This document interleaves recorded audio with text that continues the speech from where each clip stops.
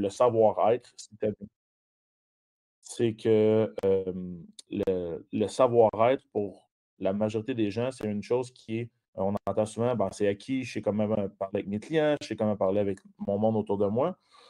Mais parfois, on voit aussi souvent les gens me dire: «Ah ouais, mais ça m'est déjà arrivé d'avoir des conflits». Puis combien de personnes ont déjà perdu des clients à cause d'une mauvaise relation? Pas mal tout le monde. Puis même si on se dit: «Non, non, ça m'est jamais arrivé», c'est sûr qu'il y a un client qui a quitté, c'était probablement relié à une communication inadéquate. Alors, c'est devenu, un sujet là, lors des entraînements avec eux, puis c'est un peu là pourquoi que c'est un sujet que j'en fais, une une clé de mes services. Et tu l'as découvert comment ça, du coup, toi, le levier, communication? Parce que souvent, oui, on parle dans la pyramide, en tout cas, il y a le savoir, le savoir-faire et le savoir-être, mais c'est vrai qu'il est un petit peu mis de côté dans le sens où on se dit: «Bon, bah, c'est via notre éducation, c'est via, tout un tas de facteurs». Comment toi tu as réussi à capter cette information-là et aujourd'hui, du coup, à le mettre du doigt et à créer aujourd'hui des programmes d'accompagnement sur ce sujet-là? En fin de compte, c'est parti, ben, même moi quand j'étais athlète, des fois je trouvais que, moi j'ai joué au football américain. Puis, je trouvais que j'avais un coach qui était incroyable en termes de savoir-être. Puis, en tant qu'athlète, ça a changé mon engagement, ça a changé ma motivation. Quand ça allait moins bien, sa manière de communiquer, sa manière d'apporter les choses m'ont souvent, m'ont souvent parlé.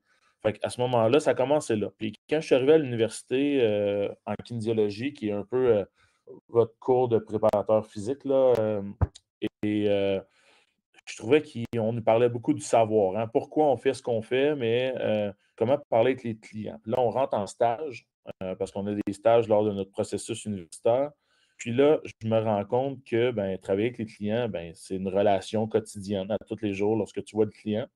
Puis, ben, l'entraîneur, préparateur physique, pour ceux qui sont dans le milieu du fitness, ben, ils vont se rendre compte que quand tu es avec ton client, on est une personne externe qui a pas d'impact sur leur vie quotidienne. Ça veut dire qu'on a un impact sur leur vie, mais on n'est pas dans leur relation day to day. On ne voit pas leur ami avec eux. Fait que là, ils vont venir nous confier des choses, puis des fois, ils ne savent pas comment gérer ça, ou moi, mes entrepreneurs ou mes athlètes viennent me voir, puis «Ah ouais, tu sais, je suis moins engagé par rapport à ça, tel coach a dit telle chose», ou un entrepreneur qui arrive, c'est arrivé cette semaine, hier, puis qui me dit, «Lui, cet employé-là, je vais le mettre dehors demain». Puis là, je suis comme: «Mais non, mais attends un peu, là, c'est ton meilleur employé, ça fait 20 ans qu'il travaille pour toi».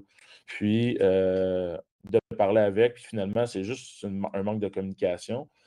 Puis c'est un peu comme ça, là, que ça m'est venu. J'ai commencé à suivre des formations parce que je trouvais que la relation client, heu, avait un impact sur le résultat que tu peux apporter au client.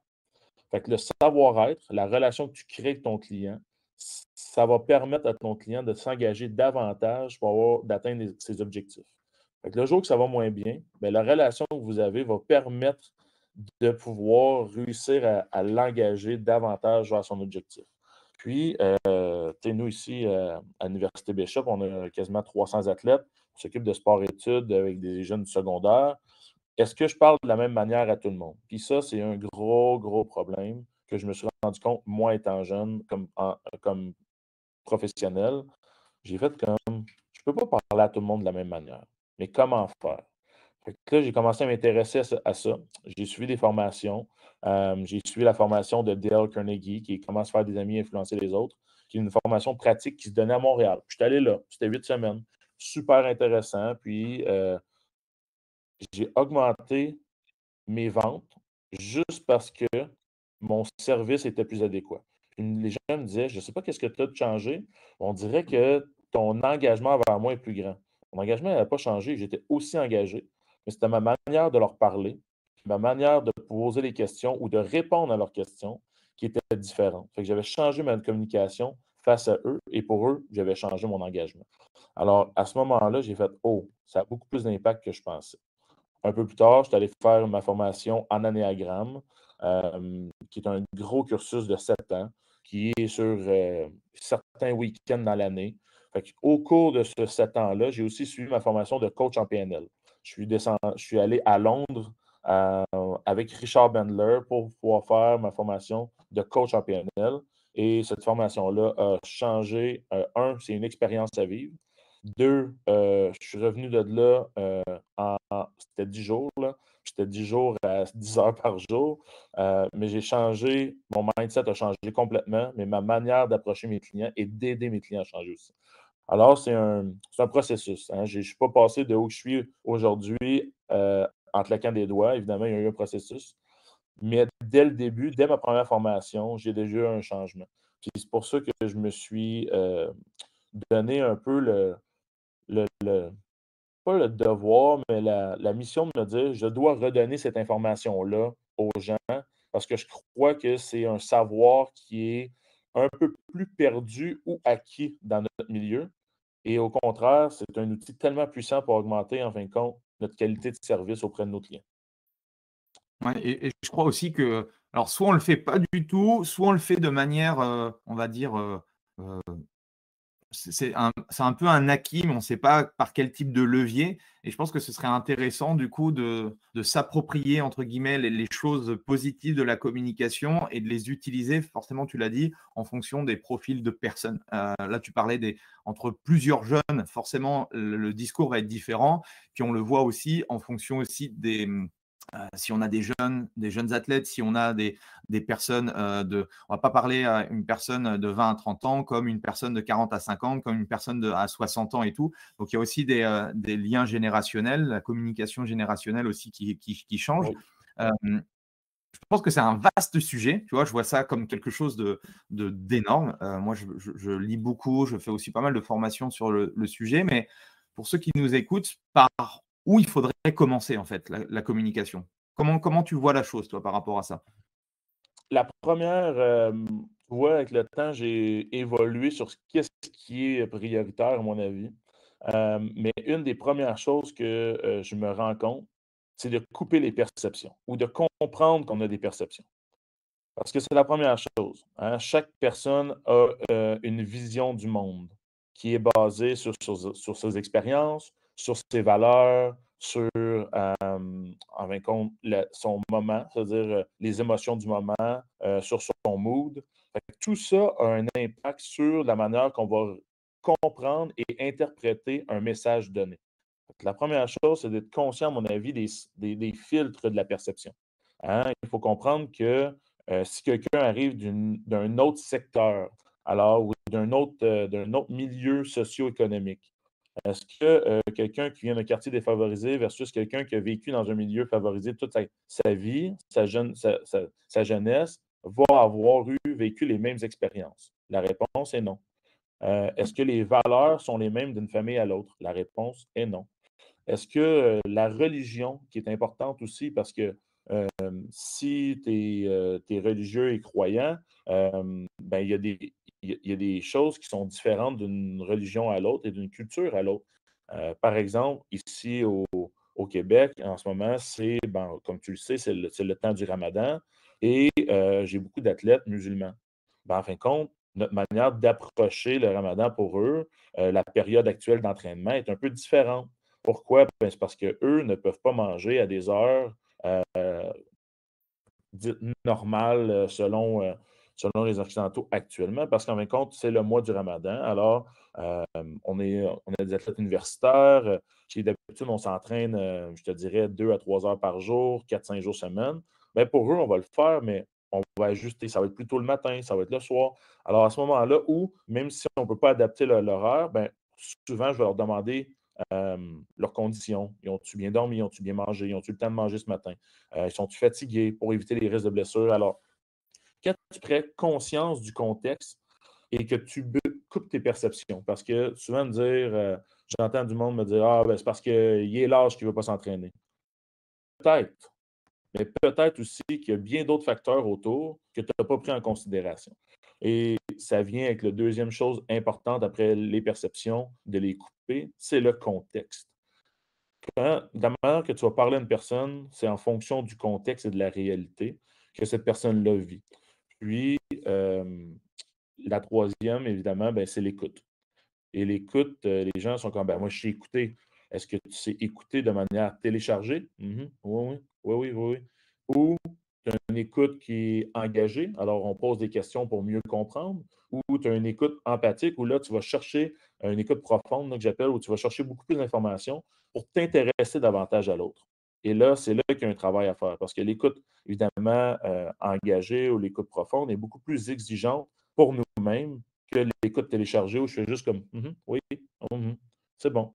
Et là, l'information, la personne peut même percevoir qu'on est juste en train de faire puis il pense qu'on ne l'écoute pas. Alors, ces 3 choses-là, c'est les 3 choses de base. Puis après ça, la communication vient. Tu as écouté et tu as perçu le message de manière adéquate, avec une ouverture. Tu as pris pris conscience du contexte de la personne. Et par la suite, ben, ce qui vient, c'est la communication. Et comment qu'on communique, eh bien là, il y a plusieurs choses là, qu'on prend en considération à partir de là. Ouais, ça nécessite du coup de forcément, en amont, connaître un petit peu tout ça, l'environnement et c'est pour ça que le système de questionnaire, d'anamnèse, tout le bilan qu'on peut faire de départ est absolument nécessaire si on veut véritablement apporter, le bon mot et la bonne réponse, quoi. Exactement. Et tu vois, quand je fais une évaluation avec un client, là, hem, je vais le laisser parler, mais je vais poser des questions ouvertes. Je vais demander, oui, je lui demande qu'est-ce qu'il fait comme travail, c'est quoi ses objectifs, est-ce qu'il est en couple, est-ce qu'il a des enfants? Puis toutes ces questions-là ont une raison d'être. Et la raison, le travail, en fin de compte, ben, ça nous donne son milieu de travail. Tu sais, j'ai, un notaire, versus un camionneur versus un étudiant, on n'a pas la même réalité. Après ça, ben, si tu as 3 enfants versus tu as 0 enfant, tu es célibataire versus tu as une conjointe, ben, là, on n'est pas dans les mêmes réalités. Par la suite, ben, je prends conscience de est-ce que tu fais des activités sportives, c'est quoi ton tu sais, c'est quoi tes activités récréatives que tu aimes faire aussi? Puis pourquoi je demande ça? Pourquoi je vois ailleurs que sur les objectifs physiques? C'est que c'est ce qui va nous donner de de la viande autour de l'os, excusez-moi l'expression, mais nous donner du contenu pour pouvoir aider notre client et faire des rappels plus tard. Parfait, je donne un exemple, j'ai un client qui vient me voir, il me parle que lui, l'été, c'est plus dur de s'entraîner, il faut qu'il fasse des bodyweight parce qu'il part en van avec ses 2 enfants et sa femme et qu'ils font ça tous les étés, puis pour lui, c'est vraiment là, de quoi d'important. Alors à ce moment-là, je dis: «Hey, parfait».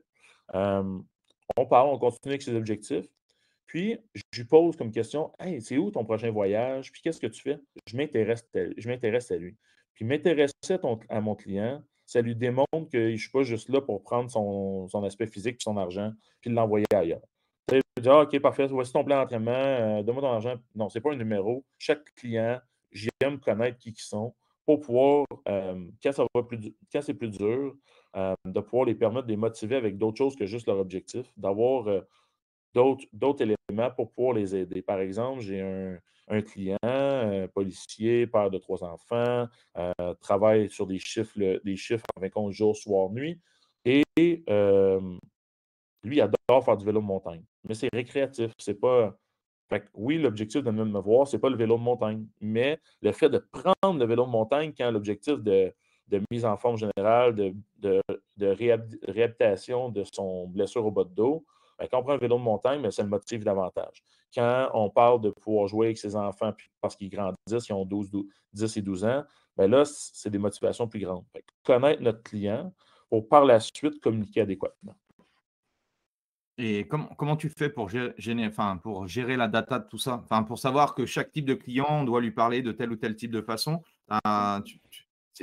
Tu l'as dans la tête ou ou tu as des outils pour ça? Il y a des outils, je ne peux pas tout tout retenir pour tous mes clients.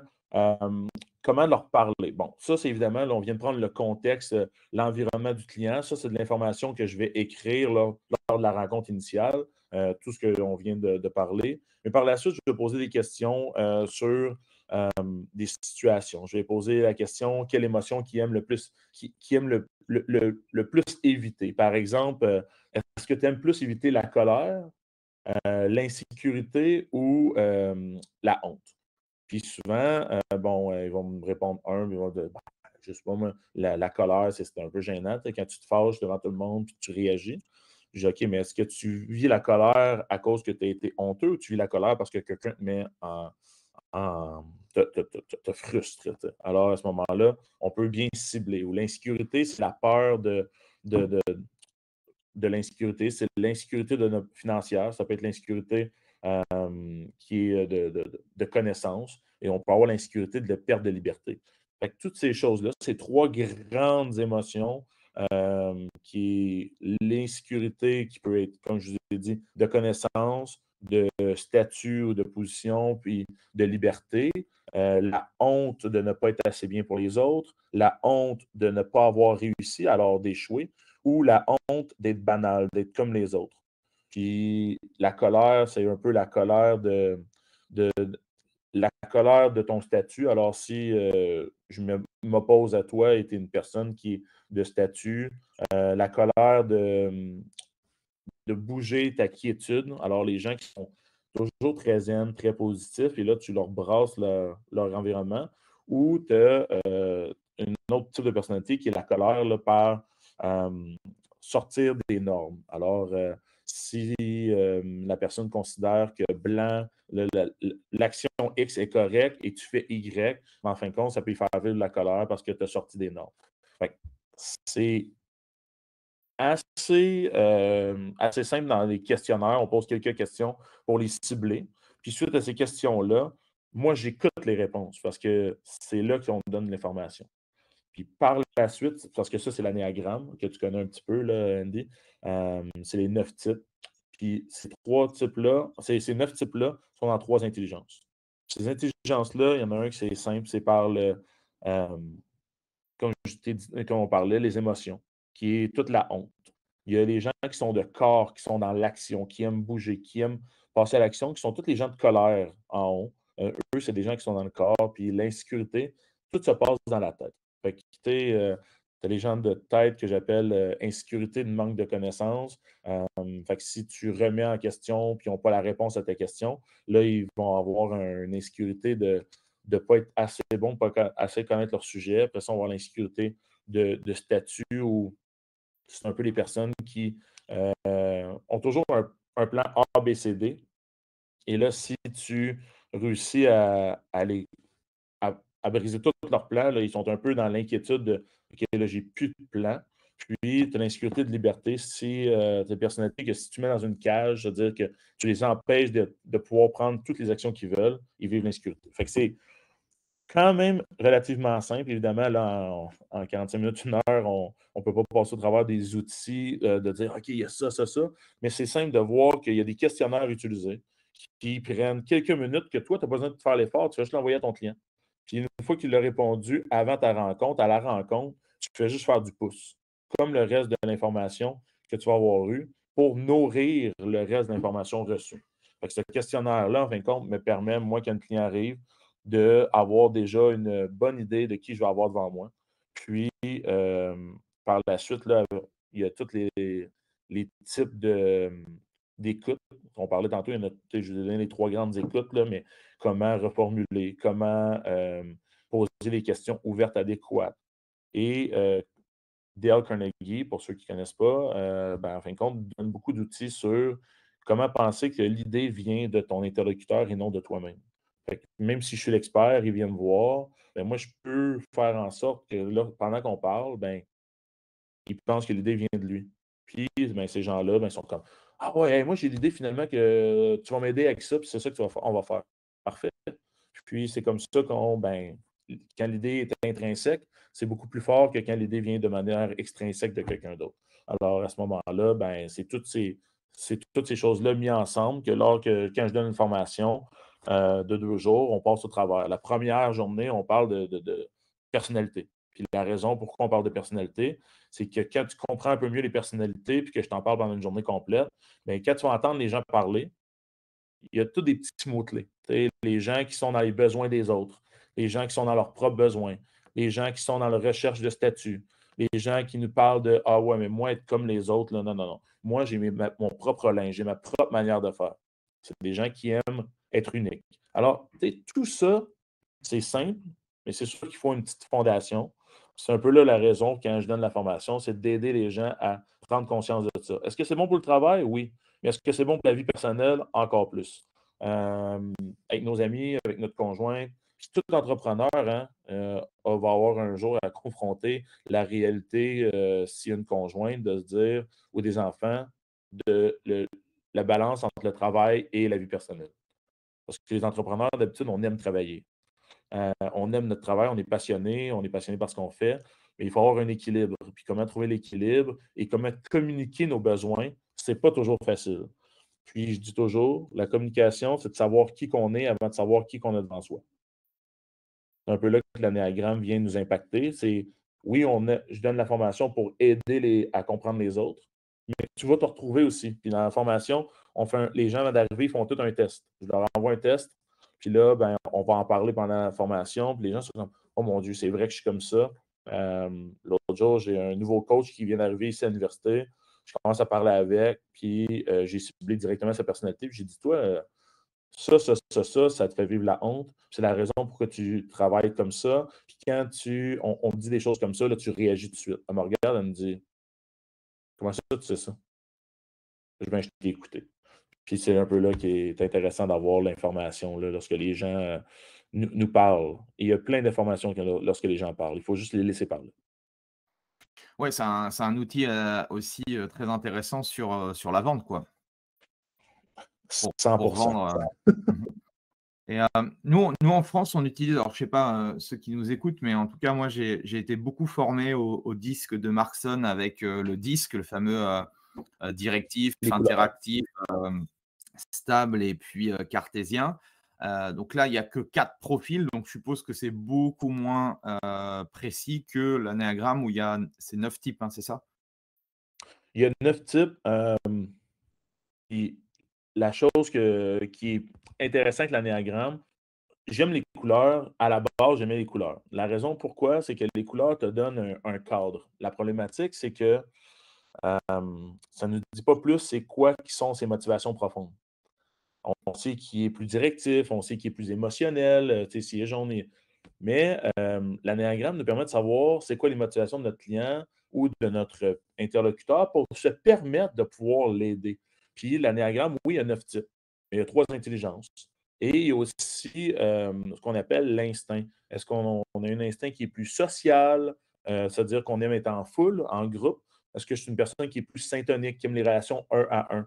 Ou je suis une personne qui est plus survie, qui aime faire ses choses lui-même? Exemple, la pandémie, pour un type survie, il était bien chez eux, là, ça n'a rien changé à sa vie.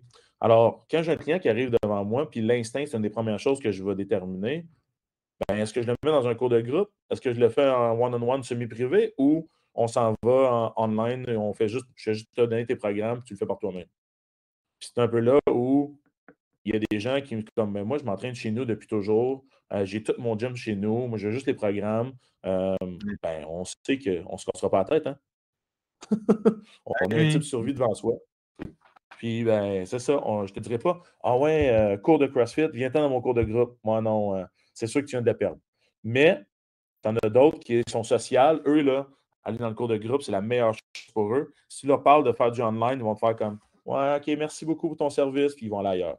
Alors, quand tu offres les 3 options, évidemment, c'est pas tout le monde qui offre les 3 options, mais tu peux au moins déjà comprendre qui tu as devant toi. L'intelligence que tu sais déjà de base où il est, puis en vente, c'est aussi payant. Tu sais, la meilleure vente, c'est quand tu cibles adéquatement. Fait que, tu sais, il n'y a pas juste la personnalité, il y a aussi, comme je te dis, ses instincts. Puis il y a une chose qui est importante, c'est sa réaction au conflit.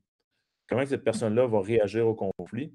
Parce que lorsque tu vas vouloir, pas nécessairement le confronter, mais lorsque la personne va arriver devant une objection, hein, que ce soit une objection de vente, que ce soit une objection d'atteindre ses objectifs, ou il donne des excuses, ben, si tu sais que c'est une personne qui est réactive, ben, tu ne vas pas peser sur le trigger que j'appelle. Tu ne vas pas peser sur le bouton pour qu'il réagisse à toute chose que tu vas dire. Fait que tu vas avoir une approche euh, un peu plus centrée sur ce que lui a à dire, puis comment que lui voit. Et c'est là que cette personne-là, tu vas lui faire venir l'idée de lui. Après ça, tu as ceux qui sont recadrement positifs que j'appelle. Les gens qui sont de recadrement positif, qui sont un peu passifs, là. Ah, ça va bien aller. Moi, ouais, je vais trouver une solution, ça va bien aller, mais ils ne trouvent pas nécessairement de solution. Ils sont juste toujours, ah, tu sais, je sais pas, il arrive de quoi de malheureux dans leur vie, puis ils sont comme, Ouais, mais c'est correct. Tu sais, la vie va passer, puis ça va bien aller. Mais eux, bon, il faut leur trouver des choses. OK, tu n'as pas réussi ça, mais est-ce que ça peut avoir un impact négatif? Fait que là, je leur ramène à réaliser les choses néfastes que ça peut leur apporter pour qu'ils comprennent qu'il faut qu'ils passent à l'action. Parce qu'eux, ils sont moins dans l'action. Et tu as ceux qui sont j'appelle ça comportement, eux, ils trouvent des solutions à tout. Alors, à ce moment-là, ben, tu arrives avec des solutions, eux sont comme OK, toi, tu as des solutions, tu es comme moi, tu parles la même chose. OK, c'est quoi la meilleure solution? Les solutionnaires que j'appelle, fait qu'eux, en fin de compte, ils vont toujours trouver une solution au problème. Euh, Fait que quand il y a une objection, puis là, tu vois que tu sais que c'est une personne comme ça, qui est comme ah ouais, mais l'argent, mais tu sais, il y a toujours des solutions, je peux faire ça par versement ou etc. Fait que là, ils font comme ah, OK, tu offres des versements, même quand tu ne l'as pas proposé de base. Ben, d'habitude, non, mais pour toi, là, je pourrais le faire, tu sais. Fait que là, Mmh. tu lui offres une solution qui est unique à lui. Fait que, tu sais, oui, tu as les 9 types, tu as les 3 intelligences, où on retrouve les 9 types. Par la suite, tu as l'instinct social. Fait que chaque type on peut être, toi et moi, le même type de personnalité, Andy, mais notre instinct n'est pas le même, puis notre manière de réagir au conflit n'est pas le même. Ben, les gens ne percevront pas de la même manière, toi et moi. Fait que c'est un peu là où l'anéagramme est un peu plus, je ne peux pas dire poussé, différent, pour te permettre de mieux comprendre la personne devant toi. OK. Et et c'est quelque chose, quand on rentre là-dedans parce que moi, j'ai lu deux trois enfin non, j'ai dû lire un bouquin sur ça, mais j'ai eu du mal à le matérialiser et à mettre des choses vraiment très concrètes en place dans ma vraie vie, en fait. Ouais. Comment tu vois les choses, toi, par rapport à ça? À la mise en place de ça? C'est un peu pour ça que l'anéagramme, oui, effectivement, c'est complexe. Comme je t'ai dit, j'ai fait 7 ans, hein. Est-ce que après la première année, j'aurais pu te dire: «Ah oui, je peux partir puis utiliser ça». Au début, je l'utilisais juste en écoutant, j'essayais d'apprendre à connaître les gens. Mais la manière que moi, je l'ai ressorti quand je donne ma formation pour ma formation, c'est j'essaie de le simplifier. Puis qu'est-ce que je veux dire par ça? C'est qu'il y a beaucoup, beaucoup, beaucoup de choses dans l'anéagramme, mais il y a des choses qui sont beaucoup plus concrètes, il y a des choses qui sont beaucoup plus impactantes.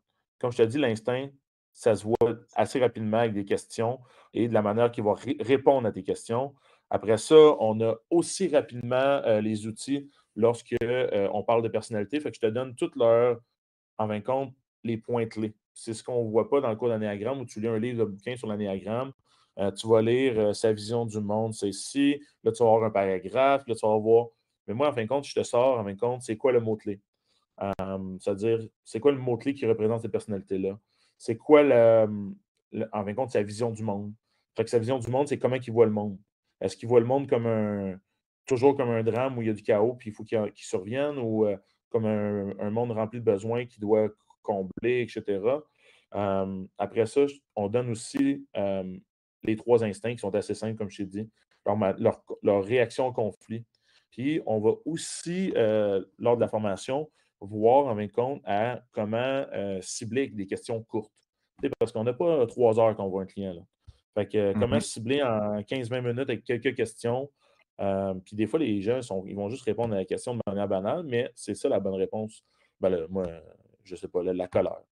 Ou mais pourquoi la colère? Ou après ça, tu vas de l'autre côté. Est-ce que tu aimes mieux, mettons, vivre un événement particulier, unique, différent à chaque fois, ou tu aimes mieux être chez vous tout le temps? Ah ben moi, voyager, pas autant besoin de voir le monde. Quand je voyage, c'est dans un tout inclus. Ah, OK. Fait qu'on est dans quelqu'un qui est routinier. On vient d'éliminer déjà une personnalité sur 9. Ça m'a pris 15 secondes. Et après ça, là, on va comme ça. Et c'est ce qui est le fun, c'est que c'est simplifié, puis ça donne des outils dès que tu ressors. J'ai donné la formation ici à Montréal. Ben, Jacob j'ai donné au staff à Jacob, que tu connais. Puis, entre les 2 journées de formation, même en revenant le lendemain, ils ont fait comme: «Hey, j'ai parlé de ma conjointe, j'ai compris bien des affaires, puis, mon Dieu, c'est si simple». Fait qu'en une journée, on a juste parlé des types de personnalité. Ils reviennent le lendemain et ils me disent: «Oh mon Dieu, je viens de comprendre des choses». Parce que des fois, on parle aux gens comme on aimerait être parlé. Et ça, c'est la plus grosse problématique. On pense que les gens pensent comme nous. Puis Ouais, déjà ouais, là, on parle avec notre propre carte de référence, quoi, et ça, c'est une grosse erreur. Exactement. Mais le jour que tu comprends qu'il y a d'autres caps, que tu les comprends, tu peux avoir des résultats. C'est ça la problématique, c'est que les gens n'ont pas les outils pour comprendre comment que les autres pensent. C'est un peu ça la première journée, c'est d'avoir ces outils-là. C'est quoi les 8 autres manières de voir que la nôtre? C'est ce que j'aime apporter lors de la formation, puis c'est un peu ça qui est quand même simple. Tu sais, une journée sur les types de personnalité, tu ressors avec beaucoup de bagages, puis tu sais, on a 100 slides qu'on donne, qu'on ne voit pas au travers, qu'on donne avec plein d'outils, plein d'informations dessus, puis c'est un peu là où tu dis, OK, j'ai plein d'outils pour relire après. Tu vois, en fin de compte, c'est quoi les forces de chacun, les faiblesses de chaque personnalité. Puis souvent, dès qu'on en parle, les gens, ils mettent des noms à côté. Moi, je voyais les gens écrire: «Ah oui, ça, c'est ma mère. Oh mon Dieu, ça, c'est mon client Eric. Ça, c'est mon conjoint. Oh mon Dieu, il est pareil comme ça». Et une fois que tu comprends les gens qui sont autour de toi, je te dis, le service client, la relation, l'engagement que les gens ont envers toi est 10 fois plus grand.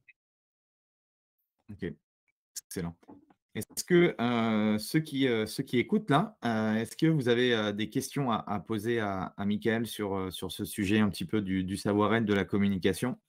N'hésitez pas à me mettre les questions dans la petite barre, de questions-réponses. Et du coup, question, c'est quoi comment tu l'utilises du coup au quotidien? Tu rebondis un petit peu sur ce que te disent ou on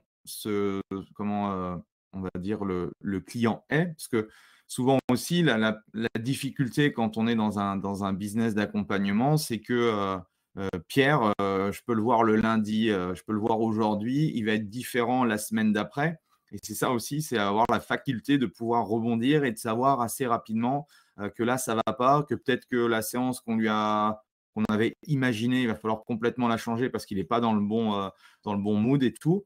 Comment ça se matérialise tout ça? Comment toi tu fais? Ben, tu viens d'en parler c'est exactement de la manière qu'on réagit, là. C'est-à-dire que, tu sais, moi, je travaille avec des athlètes, puis pas juste en privé, là. On a des athlètes en groupe. Alors, imagine que j'ai une équipe de football américain, ils sont 90 dans l'équipe. Ils viennent s'entraîner en groupe de 18. Alors, tu peux comprendre qu'il n'y a pas personne de pareil et on a 3 programmes différents, par, expérience et cetera. Et quand ils viennent s'entraîner, moi, la première chose que je fais rapidement dans le groupe, un peu comme dans un cours de groupe d'entraînement fonctionnel que je donne aussi, je vais passer rapidement, puis on ne parle pas de 10 minutes là, par personne, on parle juste de 5-10 secondes. Comment ça va aujourd'hui? Dans le non-verbal, on va déjà voir ça va ou ça va pas. Euh, tu regardes les gens sérieusement et de manière sincère. Pas genre, je te regarde, mais je passe tout de suite à l'autre. Comment ça va aujourd'hui, Andy? Ah, ça va bien. Comment ça va aujourd'hui? Ah, ça va. Ça va? Ah, je suis un peu fatigué. Ah, OK, tu es un peu fatigué. Qu'est-ce qui fait en sorte que tu es fatigué aujourd'hui, Andy? Ah, ben, j'ai mal dormi. Ah, OK, c'est correct. Peux-tu y aller, tu sais, c'est arrivé dans mon équipe de foot, là, c'est pour ça que je prends cet exemple-là. Ah, ben, tu sais, je viens de me séparer, moi, j'ai pas dormi de la nuit, j'ai mes émotions, etc. Regarde, on prend l'entraînement. Si tu vois que tu fais un peu moins, viens me voir, on va juste ajuster rapidement ton volume ou on va ajuster là, s'il y a des choses qui ne marchent pas. Euh, Je passe aux autres. Puis là, à la fin, j'en ai un autre qui me dit: «Ouais, Mike, je me suis fait mal au camp d'entraînement en fin de semaine, mais j'en ai pas parlé au coach. Je peux aller voir les thérapeutes encore. Mais là, j'ai un peu peur, tu sais, parce que je veux pas perdre ma place.» Puis nan, nan. Je fais: «Non, mais tu sais, on va apporter ça d'une autre manière. On va voir les IT. Viens t'entraîner aujourd'hui. On va juste adapter ton training. Fait que tu ne perdras pas. Tu sais, les coachs ne penseront pas que tu t'es pas entraîné. On va juste changer ton training. Tu vas t'entraîner. On va faire ce que tu peux faire. Puis, on va voir les IT, voir qu'est-ce que tu as comme. Les IT, c'est des athletic therapists, excuse-moi, des thérapeutes athlétiques. Va voir le thérapeute, reviens me voir et on va monter le plan, puis on ira voir le coach. Mais tu sais, tout ça, là, ça a pris, je te dirais, 30 secondes, le temps que je viens de te parler là. On a modifié le programme pour faire juste du haut de corps parce qu'il y avait mal au bas du corps, il y avait mal à un ischio-jambier. Puis, on est juste aligné. On sait qu'on a un autre camp dans un mois. Mais j'aime bien mieux prendre soin de l'athlète. Puis, le fait d'avoir pris ce petit moment-là, comment tu penses que l'athlète est redevable? Ah oui? Beaucoup plus grande.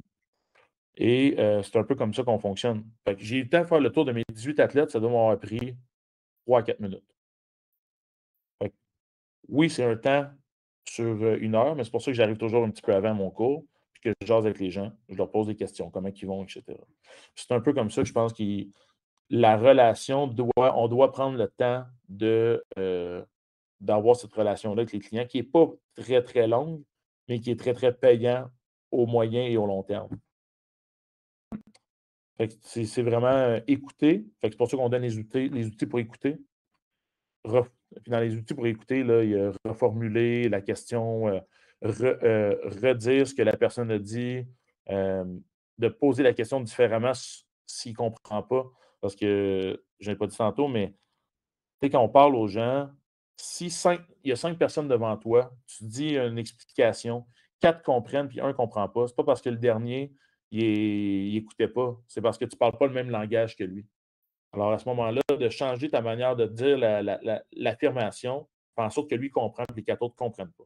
C'est un peu là où le savoir-être est un outil qui est beaucoup plus puissant que ce que le monde pense et beaucoup plus méconnu que ce que les gens croient connaître.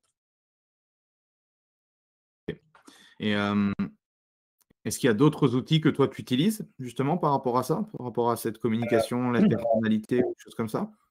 Fait que oui, j'utilise la PNL, j'utilise en fin de compte l'anéagramme, mais je vais utiliser aussi, bon, euh, Cherry, les 5 langages de l'amour, j'ai un petit Mmh. de la mémoire de l'auteur, Ouais. pour de la manière qu'on va redonner en fin de compte les feedbacks aux gens ou de la manière qu'on va redonner à notre clientèle.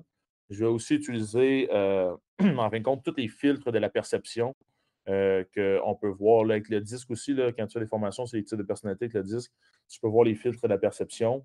On a des graphiques pour ça, les 5 filtres de la perception, puis on en fait le tour.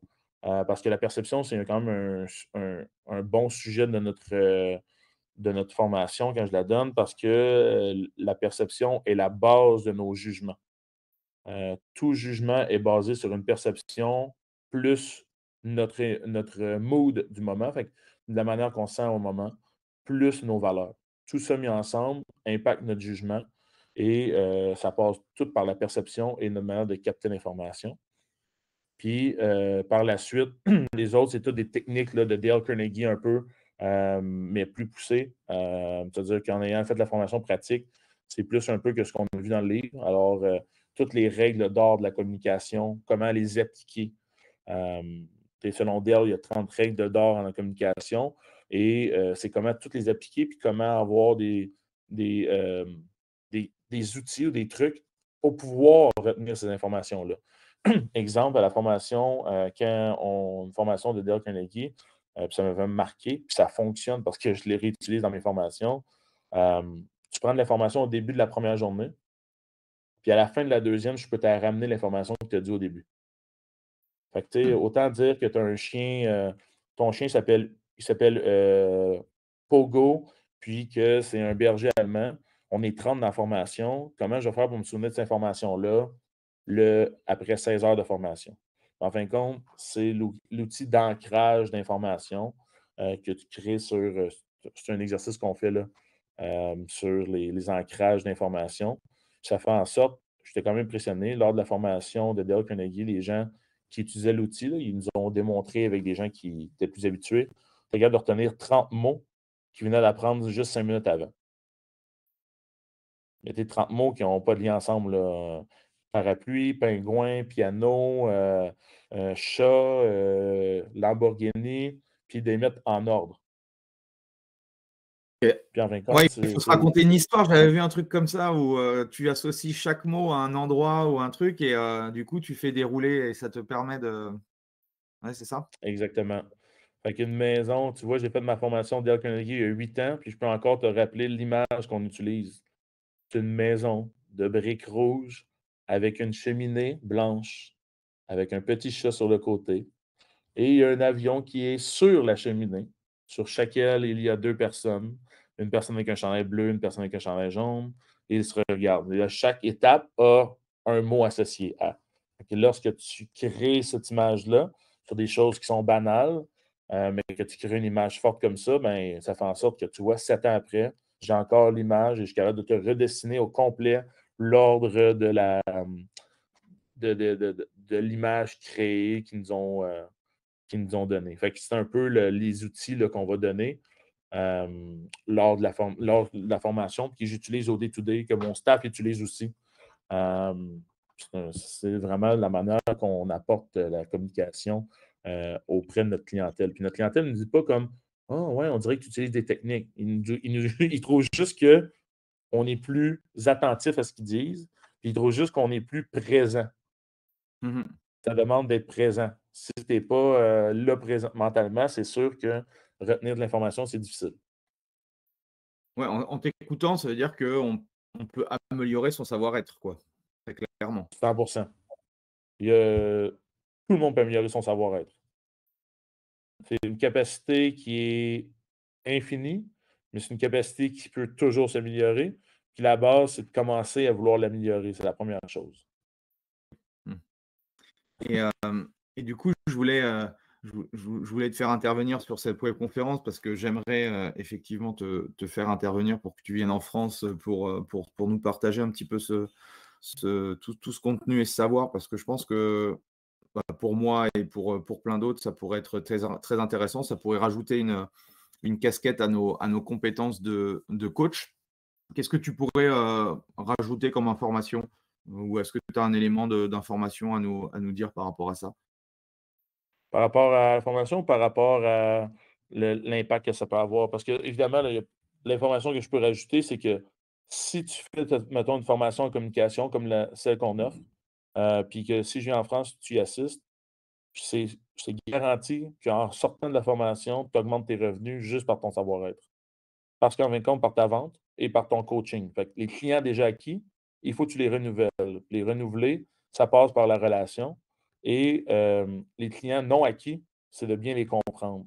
Alors, c'est pas juste de bien se connaître, mais tu vas aussi ressortir avec qui tu es davantage, comment aider les clients devant toi et comment bien les cibler pour bien vendre le produit à la bonne personne et de la bonne manière. Parce que je peux te vendre le même produit de 9 manières différentes. Je vais te vendre le même produit, 9 manières différentes. Puis comment te l'apporter. Fait que tu tu vas pouvoir optimiser ta manière de communiquer pour optimiser tes ventes et tes relations clients et relations personnelles. Tout ça pour avoir une meilleure qualité de vie. Qui n'a jamais eu de conflit? Personne. Qui n'a jamais trop attendu avant de communiquer quelque chose à quelqu'un? Tout le monde. Alors, de communiquer les bonnes choses au bon moment et de la bonne manière fait en sorte de diminuer les conflits. Et je ne connais pas une personne sur terre qui adore vivre dans le conflit continuellement. Alors, ou avec l'émotion de dire j'aurais dû lui dire. Mmh. Ça, mis ensemble, ça fait en sorte que lorsque j'appelle ça des hard talk, fait que d'avoir des discussions difficiles avec les gens. J'en ai eu dernièrement avec des gens, avec des employés euh, dans mon cercle personnel et à 100% du coup, à tous les coups, tout le monde est ressorti plus grand. Et je te dis, là, après la discussion avec mes employés que j'aurais dû avoir il y a un mois, ben, tout le monde travaille mieux, tout le monde est mieux aligné vers la direction et la mission de l'entreprise, puis tout le monde est plus engagé. Puis j'ai fait comme pourquoi j'ai attendu aussi longtemps. Et là, je me sens mieux, tout le monde se sent mieux, puis tout le monde sait les bonnes choses. Est-ce que c'est de crier après les employés ou après les gens? Non. Est-ce que c'est de leur dire les vraies choses, mais de la bonne manière? Oui. Puis c'est ça la plus gros problématique. Des fois, on dit les choses, mais ils sortent tout croche. Ben, c'est de t'aider à pouvoir mieux les véhiculer. Puis évidemment, si tu ne l'apprends pas puis tu ne le pratiques pas, ben, tu ne pourras jamais devenir meilleur. Puis ben, tu vas rester qui tu es. Puis toi qui as une compagnie de coaching en business, c'est comme moi. Hein? Il faut que tu évolues comme personne et il faut que tu évolues comme entrepreneur. Puis évoluer comme entrepreneur, c'est aussi évoluer en tant de qui je suis vraiment, puis comment je peux aider les gens autour de moi. Puis c'est un peu là que la formation va venir t'aider. Fait que je suis garanti que chaque personne qui va venir faire cette formation-là ressort, un, plus grand personnellement, et deuxièmement, va pouvoir augmenter ses revenus dès la semaine qui suit.